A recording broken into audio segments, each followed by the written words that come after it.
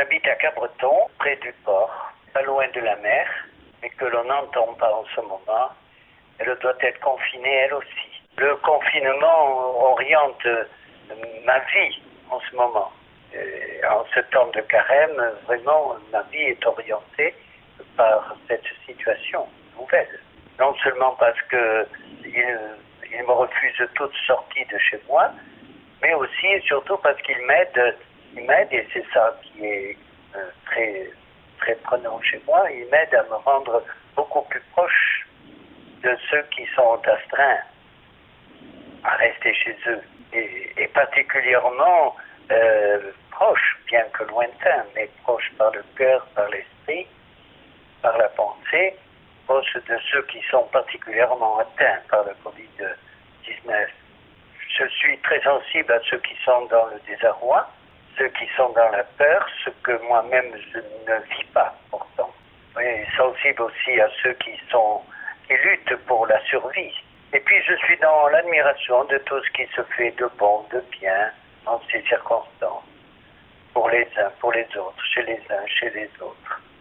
En tout cas, je dirais que je me sens solidaire, mais d'une solidarité de proximité. En tout cas, cela nourrit mes pensées et mes prières.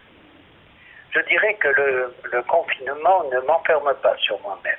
J'essaie de me tenir au courant des événements, des positions des uns et des autres, des activités intenses que nous voyons autour de nous, qui nous aident par l'image, qui nous aident par les médias.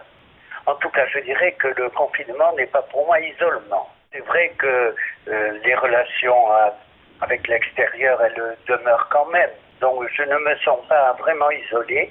J'ai la possibilité de sortir de chez moi, de faire quelques pas autour de la maison. Je ne vais pas au-delà du portail qui reste fermé, mais je ne me sens pas vraiment en prison, pas du tout. Tout cela aide ma prière aussi. Ma prière, beaucoup plus qu'à l'ordinaire, elle est devenue plus ouverte, plus précise, plus porteuse d'intentions. Jusque-là, certaines intentions étaient lointaines et soudain elles se sont rapprochées. Puis je prie en communion avec mes frères chrétiens qui sont empêchés de se rassembler pour prier, pour se retrouver dans leurs églises, leurs chapelles. J'ai un tempérament qui n'est pas porté à l'ennui. C'est comme ça. Donc, j'ai toujours été habitué à beaucoup lire, à beaucoup travailler personnellement, et je profite de ma bibliothèque qui est assez fournie pour continuer certaines lectures interrompues ou pour reprendre des lectures même de mes études de théologie. Vous voyez, ça remonte loin. Certains ouvrages n'ont pas vieilli. La situation actuelle titille mes réflexions. Même s'il leur manque beaucoup d'éléments, on ne peut pas ne pas réfléchir.